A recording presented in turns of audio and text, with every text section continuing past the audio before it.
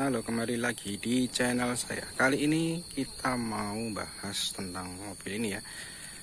Bagaimana hal-hal apa saja yang perlu diperhatikan untuk mobil ketika musim hujan. Karena kan ini udah mulai musim hujan ya. Bisa tiap hari hujan kalau di daerah sini.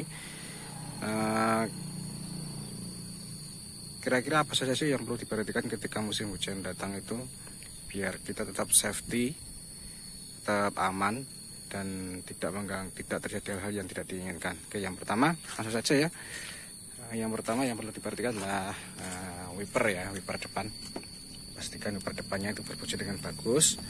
Kalian bisa dapat mengetahui wiper itu bagus atau enggak ketika pas hujan itu, pas kalian pakai, apakah bisa menyapu kaca depan ini dengan bagus ya. Maksudnya sapuannya itu bersih gitu, enggak ada bekas-bekasnya. Kalau misalkan udah nggak nyaman, udah nggak kelihatan depannya, mending diganti aja. Kalau nggak salah saya pernah dengar kalau wiper itu bagusnya itu setiap tahun ganti, setahun sekali lah. Jadi misalkan hari pas ini masuk musim hujan kita pakai wiper baru, kemudian musim kemarau, musim hujan lagi kita harus ganti wiper. Tapi itu kondisional aja, kalau masih bagus ya nggak usah diganti juga nggak apa-apa. Wiper dua ya, depannya saat ini sama itu. Kalau misalkan wipernya depan cuma satu ya satu aja, nggak masalah.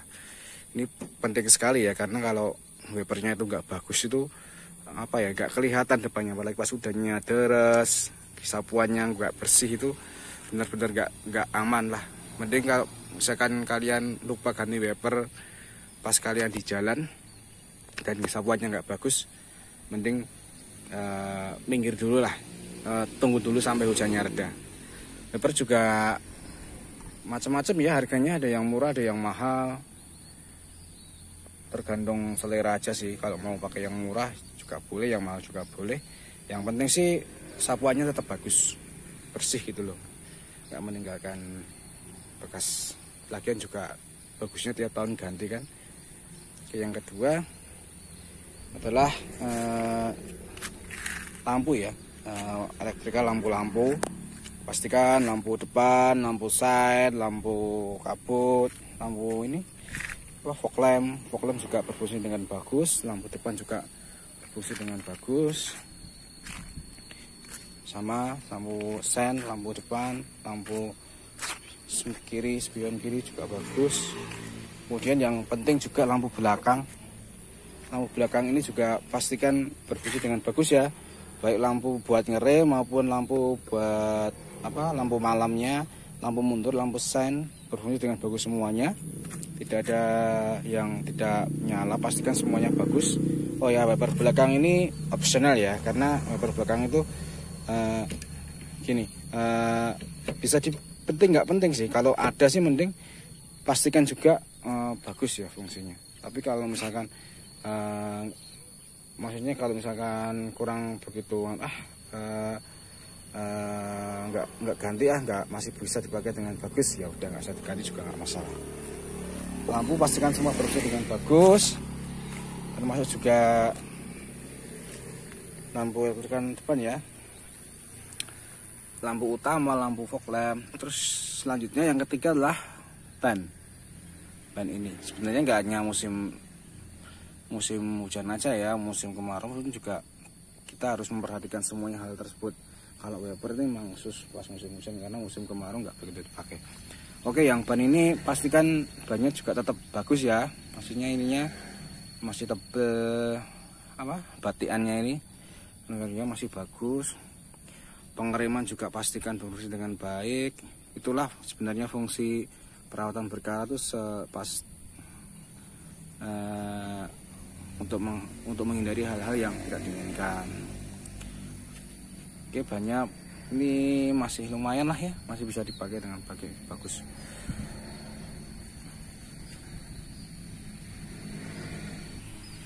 Untuk ban juga pastikan tekanannya juga sesuai standar ya, sesuai selera aja standar.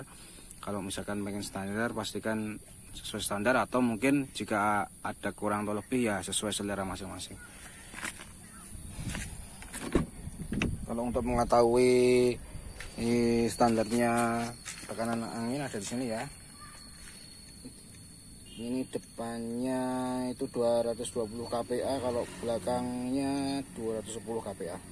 Ini biasanya tiap mobil ada, cuman penempatannya yang berbeda-beda. Kalau Toyota rata-rata di sini, di samping kanan pintu pengemudi, ini pintu driver. Nah, kalau tadi yang di bagian luar, kali ini yang bagian dalam.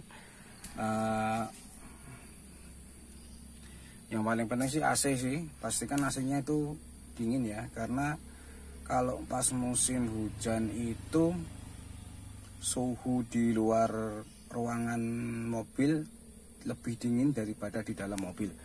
Jadi ketika AC-nya kita tidak berfungsi dengan bagus, tidak dingin gitu istilahnya, pasti akan ngembun tuh di sini. Kacanya depan tuh ngembun. Kalian pasti yang punya mobil pasti pernah ya ngembun di kaca gini. Kenapa kok bisa ngembun? Ya karena suhu udara di luar tuh lebih dingin daripada suhu udara yang di dalam mobil. Apalagi pas mobilnya itu habis dijemur ya, habis parkir di tempat terbuka, kemudian panas, habis itu kan hujan tuh. Nah, pas hujan itu kan suhu di dalam kabin mobil ini masih panas, masih hangat. Sementara di luar udah hujan deras, udah dingin, jadi pasti ngembun. Kalau AC-nya nggak berfungsi dengan baik, nggak dingin istilahnya, ya pasti akan ngembun terus, dan itu nggak aman, nggak safety lah istilahnya. Lebih baik kalau seperti itu mending minggir aja dulu, tunggu sampai suhunya sama hingga nggak ngembun lagi. Nah, ini opsional sih, maksudnya bisa dipakai bisa juga nggak. Yang terakhir itu menurut saya sih bagusnya pasang kayak GPS ya. Ini kan cuma holder HP aja, holdernya bisa macam-macam. Kalau kita mau perjalanan ke tempat yang tidak biasa kita lewati, alangkah lebih baik kalau kita pakai GPS ya, Google Map atau GPS. Itu menurut saya sih sangat membantu sekali ya. Saya aja kalau jalan itu saya nyalakan Google Map-nya, karena kapan kita nikung, tikungan seperti apa itu udah bisa kita prediksi. Jadi kita itu nggak asal, misalnya kita ngebut nggak asal ngebut, padahal kita nggak tahu rutenya misal, atau mungkin nggak tahu tekstur jalannya, ciri khas jalannya seperti apa.